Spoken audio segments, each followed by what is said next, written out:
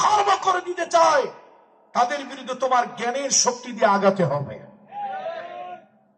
সুতরাং আমি কোরআনুল কারীম থেকে আপনাদেরকে আমার নিজের মন গড়া কোনো কিচ্ছা, আমার মন গড়া কোনো বক্তব্য আমি তুলে ধরি নাই। আল্লাহর কোরআন থেকে এটাই বোঝানোর চেষ্টা করেছি, গায়ের শক্তি, পায়ের শক্তি, এই শক্তি, ওই শক্তি, অস্ত্রের শক্তি, লাঠির শক্তি, এই শক্তি আছে, এটা ঠিক আছে, কিন্তু বড় শক্তি কিসের? জ্ঞানের। সে জ্ঞান অনুযায়ী আপনাদেরকে পড়াশোনা করতে হবে। ইসলামের প্রথম আয়াত ছিল ইকরা, পড়ো, the more you read the more you learn. যত পড়বে তত শিখবে। আল্লাহ তাআলা আমাদেরকে কিছু পড়াশোনা করার তৌফিক দেখ। মুসলমানদের পতনের ইতিহাস, মুসলমানদের ভিতরে বিভেদের ইতিহাস, নানান ধরনের ইতিহাস, এগুলো জানা দরকার। সালাউদ্দিন আইয়ুবী ইতিহাস জানা দরকার, টিপু সুলতান ইতিহাস জানা দরকার, সুলতান মাহমুদের ইতিহাস জানা দরকার, হাজী শরিয়াতুল্লাহর ইতিহাস জানা দরকার, শহীদ তিতুমীরের ইতিহাস জানা দরকার। ও মুসলমান, তুমি যদি তোমার জাতির ইতিহাস না জানো, আত্মহত্যার সামিল হবে। হয়তো একদিন আল্লাহ না করুন এরকম আসবে, মুসলমান বলে পরিচয় দেওয়ার মতো তোমার কিছু থাকবে না। আর আমি আমার হিন্দু সম্প্রদায়ের ভাই বোনদেরকে, হিন্দু সম্প্রদায়ের মা বাবাদেরকে অনুরোধ করে বলবো, মা, চাচা, খুড়ো, হিন্দু সম্প্রদায়ের ভাই বোন, কারো কথায় আপনারা প্ররোচিত হবেন না।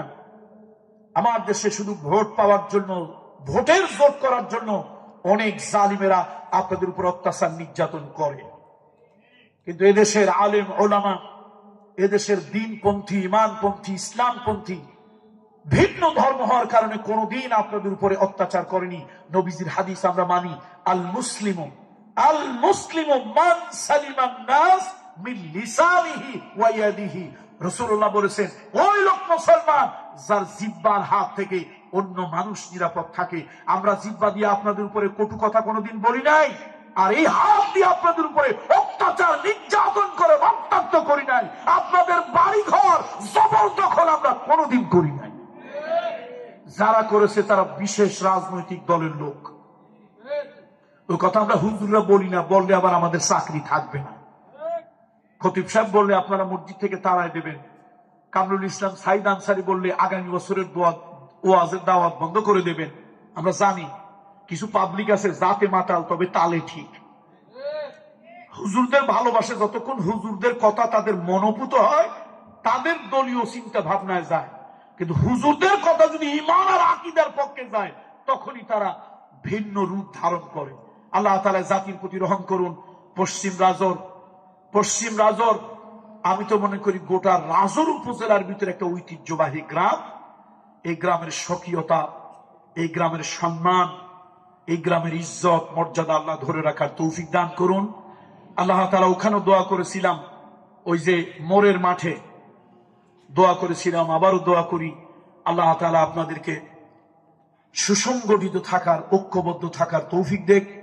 আপনারা যেন নিজেদের স্বার্থের কারণে বিচ্ছিন্ন না হন। ভালো থাকবেন, আল্লাহ আপনাদেরকে ভালো রাখুন। ঐক্যবদ্ধ থাকবেন সত্যের জন্য, সত্যের পক্ষে। রাজনৈতিক প্রভাব, সামাজিক প্রভাব, এগুলো আপনাদেরকে যেন আদর্শহীন, চরিত্রহীন যেন করে না দেয়। মুরব্বীরা যারা